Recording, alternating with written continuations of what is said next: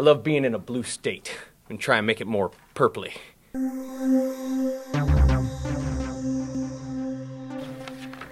It's on my way to Beijing, thought I'd stop here in St. Paul. Good afternoon, ladies and gentlemen. Ladies and gentlemen of the press. I'm a little rusty with you press folks, so don't ride me too hard. All right. I tell you what, it's great to be in Minnesota. I love being in a blue state and try and make it more purpley. Last August, I raised over $1 million for my Minnesota Republicans at that beautiful, corporate-owned lakeside estate down there in Eden Pasture. It's wonderful. Now the Constitution says I can't be your president anymore. That hurts me in my heart. But it got me wondering, who's going to carry on my legacy? Who will progress the progress that I've made?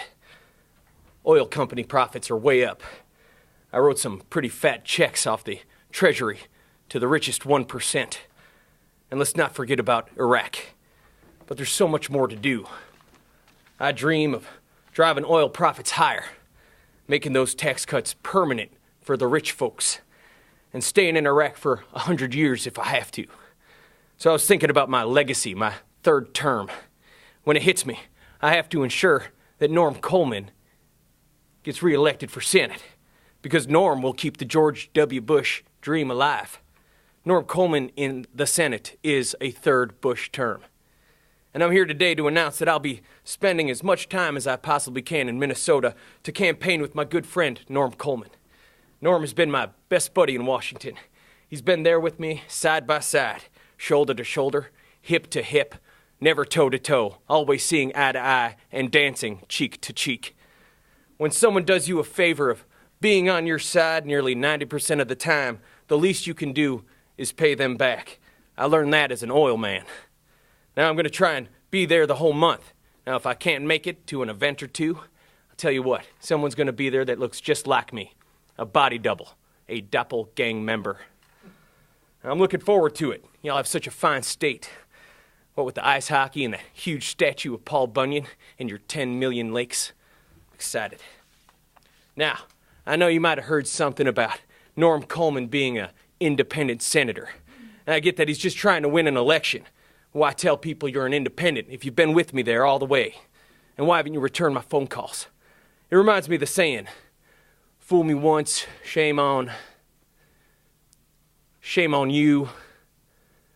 You fool me, you're not going to fool me again. Understand? Well, that's all right. He's been the best pal a president could have handpicked. That's right, me and Dick Cheney.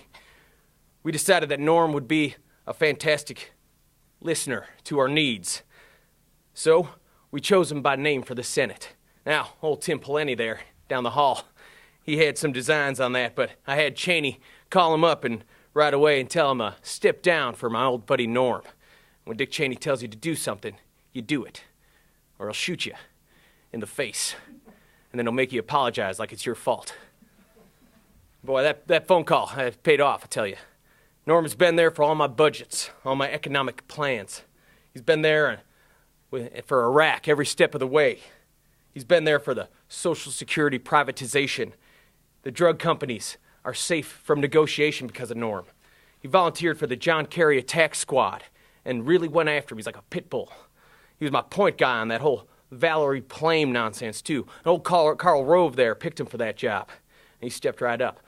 One way to say it, Norm Coleman has had my back. He's done everything I've asked him to. He's never said no to W. After all, he did say he was my personal rah-rah guy in the Senate. I was a rah-rah guy at Yale, not a cheerleader. That's for girls. But before I go, I want to mention real quick some of the other fine Republicans. I like to call them Bush legacy keepers. You got that new guy, Paulson. And he's my kind of guy. As hardcore conservative as they come, right down the line. Not like that Ramstad. Paulson's a legacy keeper. Plus, there's that John Klein. He's from Texas. You can always count on a Texan. Plus, he's from Texas. He's a legacy keeper. Norm Coleman, #1 legacy keeper. So get ready, Minnesota. The decider has decided to campaign across your state for Norm Coleman. Now I can take a question or two.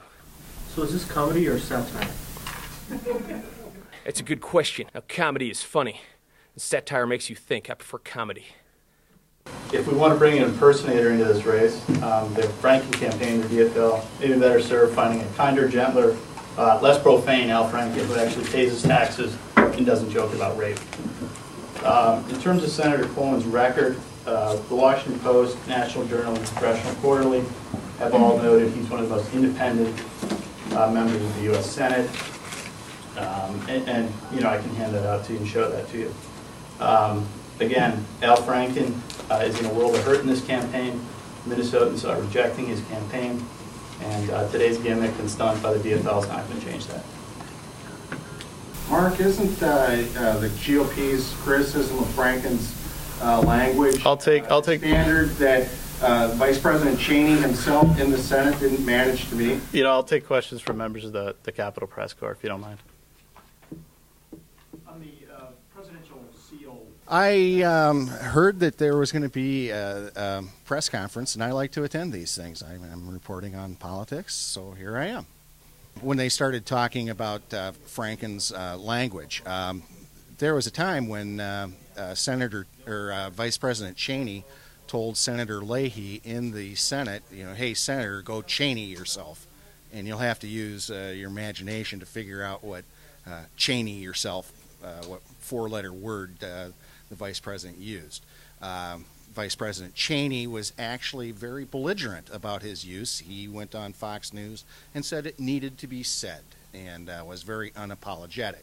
So here you have the Republicans criticizing someone else's language when they make no apologies whatsoever for their use of four-letter words.